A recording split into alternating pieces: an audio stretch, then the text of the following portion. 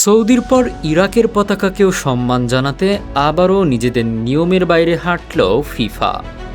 বিশ্বমঞ্চে football ম্যাচের আগে মাঠের মাঝে অংশগ্রহণকারী দেশগুলোর বিশাল পতাকা বিছিয়ে রাখাটাই দীর্ঘদিনের প্রথা। তবে সবুজ ঘাসের ওপর সেই চেনা দৃশ্যের দেখা মেলেনি ইরাকের বিশ্বকাপ মিশনে।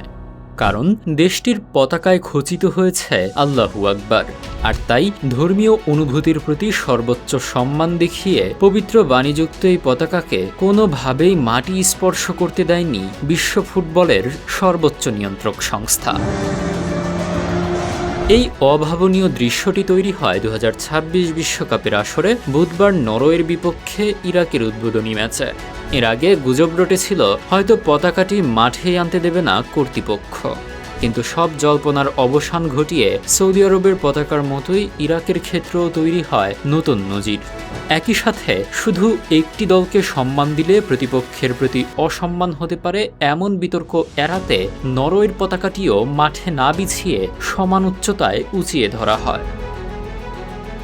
যুক্তরাষ্ট্র, কানাডা ও মেক্সিকোর এই আসরে নিজেদের প্রথম ম্যাচে ইরাক 4-1 গোলে হারলেও মাঠের এই অনন্য দৃশ্য মন জয় করেছে বিশ্ববাসীর। ধর্মীয় মূল্যবোধের প্রতি শ্রদ্ধা এবং সাম্য নিশ্চিত করার এই নজির প্রমাণ করল ফুটবল শুধু একটি খেলা নয়, এটি সম্প্রীতি ও পারস্পরিক শ্রদ্ধাবোধের এক বিশ্বজনীন মঞ্চ।